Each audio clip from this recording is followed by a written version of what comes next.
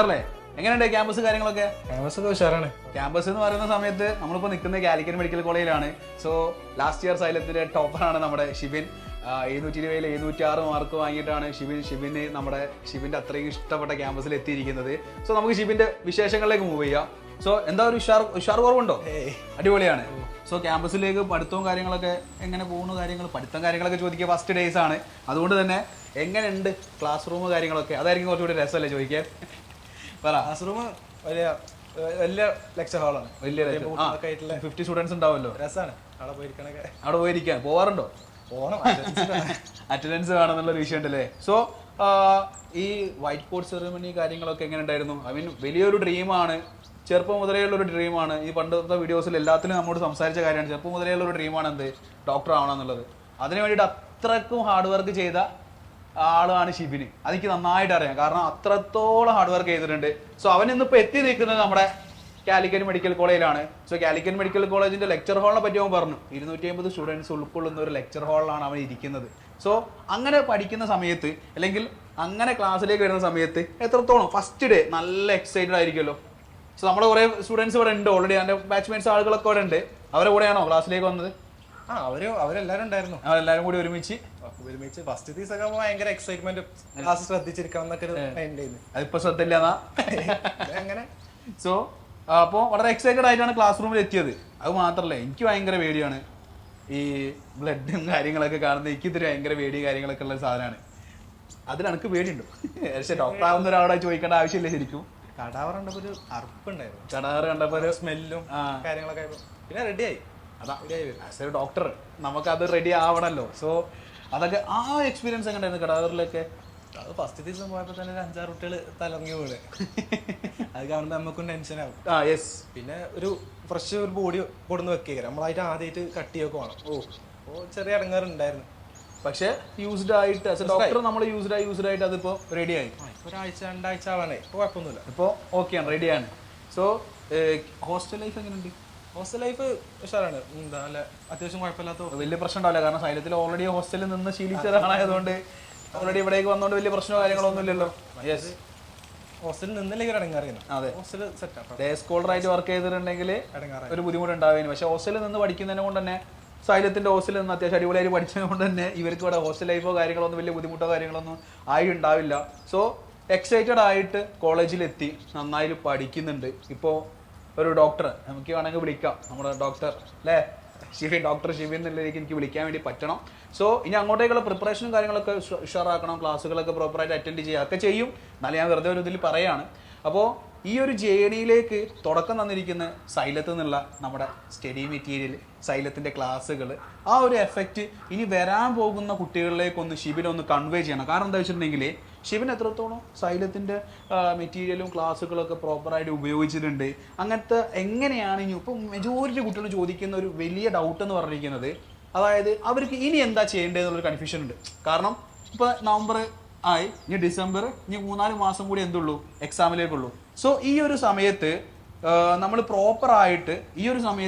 പ്രോപ്പറായിട്ട് എന്താണ് കൺവേ ചെയ്യേണ്ടത്? അതായത് ഇപ്പോൾ മെജോറിറ്റി കുട്ടികൾ കുറേ ടോപ്പിക്സൊക്കെ പഠിച്ച് അവർ ഭയങ്കര കൺഫ്യൂസ്ഡാണ്. എവരിവൺ, ഏകദേശം എല്ലാ കുട്ടികളും ഒരേപോലെ ചോദിക്കുന്ന ഒരു കാര്യമാണ്, ഭയങ്കര കൺഫ്യൂസ്ഡാണ്. നീ അതിലൂടെ കടന്നു പോയാണല്ലോ. സോ നിനക്ക് വ്യക്തമായിട്ട് അവർക്ക് പറഞ്ഞു കൊടുക്കാൻ വേണ്ടി പറ്റും ഇനി എന്താ ചെയ്യേണ്ടതെന്നുള്ളത്. സോ ഈ അതൊന്നും അവരോട് കൺവേ ചെയ്തേ. നമുക്കിപ്പോൾ എന്തായാലും LMRP സ്റ്റാർട്ട് ചെയ്യണ വരെ ടോപ്പിക്സ് ഉള്ളത് മാക്സിമം അതേപോലെ കവർ ചെയ്യാൻ നോക്കുക. എന്തായാലും പെൻഡിങ് എല്ലാവർക്കും വരും. അതെ, ഒരുപാട് പെൻഡിങ് എനിക്കും ഉണ്ട്. അതെ, LMRP ആയപ്പോൾ ഞാൻ തീരൂരാണ് ശരിക്കും ഇവർ കേൾക്കേണ്ടത്. പെൻഡിങ് ഉള്ള കുറേ ആളുകൾ ഇവരെ കൂട്ടത്തിൽ ഇപ്പോഴും ഉണ്ട്. എന്തായാലും വരും. എത്ര നമ്മൾ ഫോളോ അപ്പ് ചെയ്യാൻ നോക്കിയാലും എവിടെയൊക്കെ നമുക്ക് പെൻഡിങ് വരാതെ കൂല.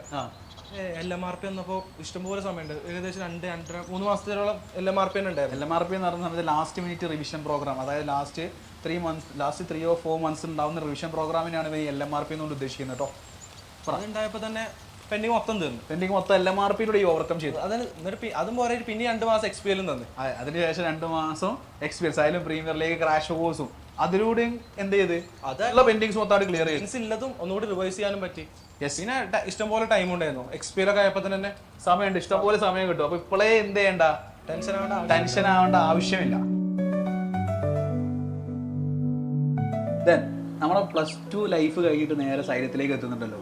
സോ സോ സൈലത്തിലേക്ക് എത്തിയതിന് ശേഷം സൈലത്തിലുള്ള ലൈഫ് പഠിത്തത്തിൻ്റെ കാര്യത്തിലാണെങ്കിലും എൻ്റെ ഒരു ലൈഫ് ബിൽഡ് ചെയ്യുന്ന കാര്യത്തിലാണെങ്കിലും എത്രത്തോളം ഇൻഫ്ലുവൻസ് ചെയ്തിട്ടുണ്ട്? +2 സമയം എന്ന് പറയുമ്പോൾ മറ്റേ കൊറോണ ടൈം ആയതുകൊണ്ട് തന്നെ കൊറോണ ബാച്ച് ആയിരുന്നല്ലേ? ഓക്കെ, ഫോക്കസ് ഏരിയയും കാര്യങ്ങളൊക്കെ ആയതുകൊണ്ടേ ഫസ്റ്റ് പഠിച്ചിരുന്നില്ല. അടിപൊളി. മറ്റേ ലാസ്റ്റ് എക്സാമിന് കയറിയെന്നല്ലാതെ സ്കൂളിലും അല്ലാതെ കയറിയുന്നില്ല. അങ്ങനെയൊക്കെ ആയിട്ട് ജസ്റ്റ് കാഷ്വലായിട്ട് എന്തൊക്കെ സൈലത്തിൻ്റെ മറ്റേ ലൈവൊക്കെ ഉണ്ടായിരുന്നല്ലോ, മാരത്തോൺ ലൈവ്സ്, അങ്ങനത്തെ ലൈവുകൾ മാത്രം കണ്ട് ബോർഡ് എക്സാം പാസ് ചെയ്ത്. ടെക്സ്റ്റ് കൂടി വാങ്ങിയിരുന്നില്ല. അതിന് പാടത്തിന്റെ പേര് കൂടി അറിഞ്ഞിരുന്നില്ല. ജസ്റ്റ് ആ ലൈവ് കണ്ട് പോയി എഴുതി അത്യാവശ്യം മാർക്ക് കിട്ടി, അതവിടെ കഴിഞ്ഞു. പിന്നെ ഈ റിപ്പീറ്റ് ചെയ്തപ്പോഴാണ് റബ്ബേ ഇത് ഇത്ര പഠിക്കാണ്ടെന്ന് മനസ്സിലാവണത്. അതായത് ഓരോ ചാപ്റ്റർ ഇത്രത്തോളം വൈഡ് ആണെന്ന്, ഓരോ ചാപ്റ്റർ ഇത്രത്തോളം പഠിക്കാനുണ്ടെന്ന് ശരിക്കും സൈലത്തിൽ എത്തിയതിന് ശേഷമാണ് മനസ്സിലാകുന്നത്. ചില പാഠങ്ങൾ ആദ്യമായിട്ട് കാണാം, പേര് കൂടി നമ്മൾ ആദ്യമായിട്ട് കാണാം. അങ്ങനെ നല്ല ഇടങ്ങാറായിരുന്നു ഫസ്റ്റ് ഒക്കെ. ഓക്കെ. പിന്നെ സൈലത്തിന്റെ കോച്ചിങ് കൊണ്ട് തന്നെ ഫസ്റ്റ് തന്നെ ഒരു ബേസ് മുതൽ പറഞ്ഞു തന്നെ. ഐ മീൻ നമുക്ക് തുടക്കം മുതൽ വീഡിയോ ആക്സസിന്റെ സപ്പോർട്ടും അതേപോലെ തന്നെ മറ്റേ ഹൈബ്രിഡ് സിസ്റ്റത്തിൽ വളരെ യൂസ്ഫുൾ ആയ ഒരു സാധനമാണ് DPP, അതായത് ഡെയിലി പ്രാക്ടീസ് പ്രോഗ്രാം. ബുക്കില്ലേ, ആ ബുക്ക് എങ്ങനെ ഉണ്ടായിരുന്നു? ബേസാണ് മെയിനായിട്ട്. വലിയ അഡ്വാൻസ് കാര്യങ്ങൾക്ക് ഫസ്റ്റ് തന്നെ പോകാതെ ആദ്യം ബേസ് മുതൽ സ്റ്റാർട്ട് ചെയ്തിട്ട് പിന്നെ അവിടെ എത്തിക്കുക ചെയ്തത്. അതെ, അഡ്വാൻസ് എത്തിക്കുക ചെയ്തു. അല്ലെ ഫസ്റ്റ് തന്നെ അഡ്വാൻസ് തുടങ്ങി എന്തായാലും നമുക്ക് ബുദ്ധിമുട്ടായിരിക്കും. അപ്പോൾ ബേസിൽ നിന്ന് തുടങ്ങി യൂണിറ്റ് മെഷർമെന്റ് ആണെങ്കിലും അത്യാവശ്യം എല്ലാ കാര്യങ്ങളും പറഞ്ഞു അങ്ങനെ തുടങ്ങി അവസാനം അതിന്റെ എല്ലാത്തിലേക്കും പോയിട്ട് നല്ല അടിപൊളി ക്വസ്റ്റ്യൻസും ഹൈ ലെവൽ ക്വസ്റ്റ്യൻസ് ഒക്കെ ചെയ്ത് ആക്കി തരികയാണ് ചെയ്തത്. DPP ഉണ്ടായതുകൊണ്ട് തന്നെ എക്സ്ട്രാ നോട്ട് ഉണ്ടാക്കേണ്ട ആവശ്യമൊന്നും വന്നിട്ടില്ല. അത് തന്നെ പഠിച്ചാൽ മതിയായിരുന്നു. DPP ക്വസ്റ്റ്യൻസ് തന്നെ എല്ലാതും കുറേ ക്വസ്റ്റ്യൻസ് സെയിം മോഡലല്ലേ. എനിക്ക് അതിൽ ഏറ്റവും പറയാനുള്ള ഒരു ഗ്രാവിറ്റേഷൻ്റെ ഒരു ചോദ്യം ഉണ്ട്. സെയിം ക്വസ്റ്റ്യൻ ഓപ്ഷൻ പോലും മാറ്റാതെ എനിക്ക് വന്നിട്ടുണ്ട്. അങ്ങനെ സെയിം ക്വസ്റ്റ്യൻസ് അതേമാതിരത്തെ മോഡൽ വന്നപ്പോൾ തന്നെ ക്വസ്റ്റ്യൻ പേപ്പർ കണ്ടപ്പോൾ തന്നെ സമാധാനമായിരുന്നു, കണ്ട ക്വസ്റ്റ്യൻസ് ആണെന്നുള്ളത്. അങ്ങനെ DPP ഭയങ്കര യൂസ്ഫുൾ ആയിരുന്നു. പിന്നെ അതേപോലെ തന്നെ നമ്മുടെ റിവിഷൻ പ്രോഗ്രാം ആയാലും അടിപൊളിയായിട്ട്. മൈൻഡ് മാപ്പ് എങ്ങനെ ഉണ്ടായിരുന്നു യൂസിങ്? മൈൻഡ് മാപ്പ് നമ്മൾ കാര്യമായിട്ട് യൂസ് ചെയ്യുന്നത് വെച്ചാൽ ഈ GABന്റെ ലാസ്റ്റ് ആകുമ്പോൾ പെട്ടെന്ന് ഒന്ന് റിവൈസ് ചെയ്യാൻ DPP പറ്റും. അപ്പോൾ കുറച്ച് ടൈം എടുക്കും. അതെ, ആ മൈൻഡ് മാപ്പ് ഒന്ന് പെട്ടെന്ന് വേണ്ടിയിട്ട് ഇക്വേഷൻസ് ആയാലും പെട്ടെന്നുള്ള കാര്യങ്ങളൊക്കെ മൈൻഡ് മാപ്പിൽ ഉണ്ടായിരുന്നു. GAB മെൻഷൻ ചെയ്തപ്പോഴാണ് ഞാൻ ചോദിക്കുന്നത്, GAB എങ്ങനെ യൂസ്ഫുൾ ആയി? GAB മോക്ക് എക്സാംസ് എഴുതി ഏകദേശം അത്യാവശ്യം കുറേ മോക്ക് എക്സാംസ് ചെയ്തിട്ടില്ലേ? ഒരുപാട് ചെയ്തിട്ടല്ലേ? എങ്ങനെ യൂസ്ഫുൾ ആയിരുന്നു? GAB ഞാൻ മെയിനായിട്ട് നീറ്റിന്റെ പോലെ തന്നെ കണ്ടിരുന്നത്. ആ GAB എക്സാം ഒരിക്കലും മുടക്കിയിട്ടില്ല. Very good. അതൊരു നല്ലൊരു അഭിപ്രായമാണ്. കാരണം എന്താ വെച്ചിട്ടുണ്ടെങ്കിൽ ചില കുട്ടികൾ ഇപ്പോൾ എന്താണെന്ന് പറയുക, ടോപ്പിക്സ് കുറേ പഠിക്കാനുണ്ട്, അതുകൊണ്ട് എനിക്കിന്ന് ഐ ആം നോട്ട് പ്രിപ്പയർഡ് ആയിട്ട് അതുകൊണ്ട് എനിക്കിന്ന് ചെയ്യാൻ കഴിയില്ല എന്നുള്ളൊരു മൈൻഡൊക്കെ ഉണ്ട്. ഇത് ശരിക്കും ഒരു ഷിബിൻ്റെ ഈ ഒരു അഭിപ്രായം അവർ വളരെ ഫോക്കസ്ഡ് ആയിട്ട് ശ്രദ്ധിക്കണം. കാരണം എന്താ വെച്ചിട്ടുണ്ടെങ്കിൽ ഒരൊറ്റ മോക്ക് എക്സാം പോലും നിർത്തരുത്, ഒഴിവാക്കരുത്. അതെന്ന് പറഞ്ഞിരിക്കുന്നത് സാധാ നീറ്റ് എക്സാം നിങ്ങൾ എങ്ങനെയാണോ എഴുതാൻ പോകുന്നത് അതുപോലത്തെ ഒരു എക്സാം ആണെന്ന് റിയലൈസ് ചെയ്താൽ തീരാവുന്ന പ്രശ്നമേ അവർക്കുള്ളൂ. ചിലപ്പോൾ നമ്മൾ ഒരു 50 പാഠത്തിൽ 25 പാഠേ പഠിച്ചിട്ടുണ്ടാവുള്ളൂ. പക്ഷെ ആ എക്സാം എഴുതുമ്പോൾ എല്ലാം ചെയ്യാൻ പറ്റില്ല. നമുക്ക് പറ്റുന്ന പോലെ തന്നെ ചെയ്യാം. കാരണം എക്സാം പഠിച്ചിട്ട് എഴുതാന്നല്ലേ ഒരിക്കലും നടക്കൂല. ഫുള്ളായിട്ട് പഠിച്ചിട്ട് ഒരിക്കലും നമുക്ക് എഴുതാൻ പറ്റില്ല ഒരു എക്സാമോ. അത് നീറ്റായാലും എവിടെയെങ്കിലും നമ്മൾ എന്തെങ്കിലുമൊക്കെ മിക്സ് ചെയ്തിട്ടുണ്ടാവും. മാക്സിമം പറ്റണ പോലെ പഠിച്ച് എക്സാം എഴുതാന്നുള്ളതാണ് ഏറ്റവും നല്ലതാണ്. ഏറ്റവും സപ്പോർട്ടായിട്ട് ഹോസ്റ്റലിൽ ഉണ്ടായിരിക്കുന്ന ഒരാൾ മെൻറ്ററും അതുപോലെ തന്നെ ഈ ക്ലാസ് റൂമുകളിൽ ഏറ്റവും കൂടുതൽ നമുക്ക് സപ്പോർട്ട് ചെയ്യാൻ നിന്നിട്ടുണ്ടാവുക ടീച്ചേഴ്സ് ആയിരിക്കും. സൈലത്തിൻ്റെ ഹൈബ്രിഡ് മോഡലിൽ നിന്ന് പഠിച്ച ഷിബിന് ഈ മെൻറ്ററിൻ്റെയും അതേപോലെ ടീച്ചറിൻ്റെയും സപ്പോർട്ട് എത്രത്തോളം ഇൻഫ്ലുവൻസ് ചെയ്തിട്ടുണ്ട്? മെൻറ്റർഷിപ്പ് പറയുമ്പോൾ നമുക്ക് ഒരു ബ്രദറിനെ പോലെയായിരുന്നു മെയിനായിട്ട്. ഞങ്ങളെ ഹോസ്റ്റലിലുണ്ടായിരുന്ന ശ്യാമേട്ടനായാലും ക്യാമ്പസിലുണ്ടായിരുന്ന ജിത്തേച്ചി നീലിമേച്ചിക്ക് ആണെങ്കിലും ഭയങ്കര സപ്പോർട്ടിങ് ചെയ്യുന്നു.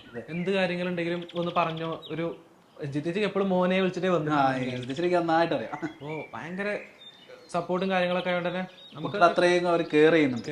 നല്ല കെയറിങ് ആയിരുന്നു. പിന്നെ ടീച്ചേഴ്സ് ആയാലും നമ്മളങ്ങനെ ഭയങ്കര സ്ട്രിക്റ്റ് അങ്ങനെ ഒരു ഇതായിരുന്നില്ല.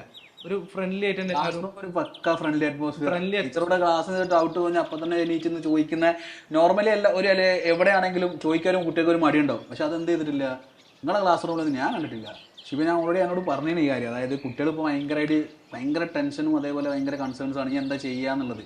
സോ അവർക്ക് ഇനി അങ്ങോട്ടേക്ക് എന്താണ് ചെയ്യേണ്ടത്, ഇനി അങ്ങോട്ടേക്കുള്ള മാസങ്ങൾ കറക്റ്റ് എങ്ങനെ പഠിക്കണമെന്നും ഏതൊക്കെ കാര്യങ്ങൾ എങ്ങനെ യൂസ് ചെയ്യണം എന്നുള്ളത് നീ പോയ ആ ഒരു വഴി ഉണ്ടാവുമല്ലോ, അതൊന്നും അവർക്കൊന്ന് പറഞ്ഞു കൊടുത്തിട്ടുണ്ടെങ്കിൽ അവർ ഭയങ്കര ഹാപ്പി ആയിരിക്കും. കൺസേൺസും കാര്യങ്ങളൊക്കെ എപ്പോഴും ഒരു നീറ്റ് എക്സ്പീരിയൻസ് ഉണ്ടാവണത് തന്നെയാണ്. അപ്പോൾ എനിക്കായാലും ആർക്കായാലും ഓഫ് കോഴ്സ് എപ്പോഴും ഭയങ്കര. പക്ഷെ ഞാൻ എപ്പോഴും ശ്രദ്ധിച്ചതെന്ന് വെച്ചാൽ ടെൻഷൻ ഉണ്ടാവാതൊക്കെ നോക്കിയിരുന്നു. എനിക്കറിയാം ഒരു കാര്യമില്ല ടെൻഷൻ. ഇത് ഒരു ചോദിക്കുന്ന സമയത്ത് അവരിപ്പോൾ പറയാൻ പോകണം, സാർ ഞങ്ങൾക്ക് ടെൻഷനാണ്. ഇപ്പോൾ ടെൻഷൻ ഇല്ലാതെക്കാനുള്ള കാരണം ഈ പറഞ്ഞു. മറ്റേ മനോസാര അറിയണ ടെൻഷൻ ഞങ്ങൾക്ക് തരൂല്ല, ഇല്ലതോടെ കൊണ്ടുപോയി ചെയ്യുമ്പോൾ അറിയണമാതിരി ടെൻഷൻ കൂടെ ഒന്നും കിട്ടാൻ പോണില്ല. ഞാൻ ഇപ്പം മാക്സിമം എന്താ ചെയ്തെന്ന് വെച്ചാൽ ടെൻഷൻ വരുന്ന സമയത്ത് തന്നെ പഠിത്തമൊക്കെ നിർത്തി ഒന്ന് റിലാക്സ് ചെയ്യാനൊക്കെ നോക്കിയിട്ട് ഇനി കൊണ്ട് പറ്റും. മെയിൻ തന്നെ ഇവിടെ എത്തണം, കോഴിക്കോട് എത്തണം, വേറെ എവിടെയും വേണം, കോഴിക്കോട് എങ്ങനെയും എത്തിപ്പെടണം. അങ്ങനെ ഭയങ്കര സാറോ എന്നെ കൊണ്ട് പറ്റും എന്നെ കൊണ്ട് പറ്റും. ഇതന്നെ നമ്മൾ സ്വയമായിട്ട് മോട്ടിവേറ്റ് ചെയ്യാം. വേറെ ആരും ഇല്ലല്ലോ, മെയിനായിട്ട് നമ്മൾ തന്നെ ചെയ്യണ്ടല്ലേ. വേറെ ആരും എത്ര പറഞ്ഞൊന്നും കാര്യമില്ല, നമ്മൾ തന്നെ സ്വയമായിട്ട് കയറുത്തണം. അപ്പോൾ ടെൻഷൻ ഇല്ലാതെ നോക്കാൻ ഞാനിങ്ങനെ മാക്സിമം ഇങ്ങനെ പഠിക്കുമ്പോൾ ഹാപ്പിനെസ് ആയിട്ട് ജസ്റ്റ് ഒന്ന് സന്തോഷിക്കാനൊക്കെ നോക്കിയിരുന്നു. അങ്ങനെയൊക്കെ കുറച്ച് നോക്കി. പിന്നെ ടെൻഷൻ ഇല്ലാതെ നോക്കാൻ പറ്റുക. പിന്നെ അതേപോലെ തന്നെ നമുക്ക് സ്വന്തമായിട്ട് ഒരു പ്ലാൻ വേണം. ഒരിക്കലും വേറെ ഒരാൾ ഫോളോ ചെയ്യാൻ നിൽക്കരുത്. വേറെ ഒരാൾക്ക് വേറൊരു പ്ലാൻ ആക്കരുത്, അത് നമ്മൾ ഫോളോ ചെയ്യരുത്. വേറെ ഒരാൾ ടൈം ടേബിൾ എടുക്കാൻ നിൽക്കരുത്. നമുക്ക് എവിടെയാണ് കോൺഫിഡൻസ്. എനിക്കിപ്പോൾ ബയോളജി ചെയ്യുന്നു കുറച്ചുകൂടി ഈസി ഉണ്ടായിരുന്നു. അപ്പോൾ ഞാൻ ബയോളജിയിൽ ആ പ്ലാനും ഫിസിക്സിന് വേറെ പ്ലാനും കൊടുത്തു. അങ്ങനെ ഓരോരുത്തർക്കും ഓരോന്നുണ്ടാവും. പിന്നെ സൈലത്തിന്റെ പ്ലാൻ ഉണ്ട്, അതിന്റെ കൂടെ നമ്മൾ കൊടുക്കാന്നല്ലാതെ അവരെ ഒഴിവാക്കിയിട്ടൊന്നും ചെയ്യരുത്. ആ എക്സാം ആയാലും ഫുൾ അതേ പാറ്റേണിൽ പോയിട്ട് പിന്നെ നമ്മളായിട്ട് എന്തെങ്കിലും ചെറിയൊരു എഫോർട്ട് ഇട്ട് കൊടുത്താൽ തന്നെ പക്കയാവും. പിന്നെ ശരിയാവും. നമ്മൾ ഈ നെഗറ്റീവ് അടിക്കാൻ നിൽക്കരുത്. എത്ര മാർക്ക് ഇപ്പം എനിക്കായാലും ഇടയ്ക്കൊക്കെ ലാസ്റ്റ് പറ്റ മാർക്ക് പറഞ്ഞ അവസ്ഥയൊക്കെ ഉണ്ടായിരുന്നു. അപ്പോൾ ഞാൻ ഇനിയോട് പറ്റുന്ന ഒരു ഇതിലായിരുന്നു. വീട്ടിൽ കുളിക്കുമ്പോൾ പറ്റുണ്ടാവും അങ്ങനെയൊക്കെ പറഞ്ഞിട്ടേ നിന്നിരുന്നു. നമ്മൾ ഒരിക്കലും നെഗറ്റീവ് അടിച്ചാൽ പിന്നെ അങ്ങനെ എന്തായാലും എക്സാം നമ്മൾ എഴുതണം. അപ്പൊ എക്സാം എഴുതണമെങ്കിൽ നെഗറ്റീവ് അടിച്ചിട്ട് ചെയ്താൽ പിന്നെ നല്ലേക്കും എഴുതാം. അതെ, അപ്പൊ അല്ലാതെ എക്സാം എഴുതുമ്പോൾ ഇതിന്റെ പരമാവധി ഞാൻ കൊടുക്കുന്നില്ല. പിന്നെ എക്സാം എഴുതി കഴിഞ്ഞാൽ പിന്നെ എന്താ ചെയ്യിക്കോട്ടെ. അതെ. അപ്പോൾ ഷിബിൻ പറഞ്ഞാൽ നിങ്ങൾ കേട്ടല്ലോ, trust the process, believe the process. നിങ്ങൾ അതിനെ വിശ്വസിച്ച് മുന്നോട്ടേക്ക് നീങ്ങുക. ടെൻഷനോ കാര്യങ്ങളൊക്കെ എന്ത് ചെയ്യുക, ഒന്ന് കുറയ്ക്കാൻ വേണ്ടി നോക്കുക. വെറുതെ ടെൻഷൻ കൊടുക്കണ്ട. അത് കൊടുക്കാതിരിക്കാനുള്ള ടിപ്സോ കാര്യങ്ങളൊക്കെ നമ്മുടെ ഷിബിൻ പറഞ്ഞിട്ടുണ്ട്. സോ നിങ്ങൾ എക്സാം അടിപൊളിയായിട്ട് എഴുതണം. അതിന് വേണ്ടിയിട്ട് ഷിബിൻ്റെ ഭാഗത്തുനിന്ന് എല്ലാ സപ്പോർട്ടും ടിപ്സും കാര്യങ്ങളായിട്ട് ഷിബിൻ ഇനിയും വേണമെങ്കിൽ നിങ്ങൾക്കത് പറഞ്ഞു തരികയൊക്കെ ചെയ്യും. സോ ഇനി ഷിബിന് ഇവിടെ എന്താവട്ടെ, ഇനി അങ്ങോട്ടേക്കുള്ള ഫ്യൂച്ചറും എക്സാംസും കാര്യങ്ങളൊക്കെ ഉഷാറാവട്ടെ. നമുക്കൊരു നല്ല ഡോക്ടറായിട്ട് ഡോക്ടർ ഷിബിൻ ആയി വരട്ടെ. All the best man, all the best. Thank you all. By.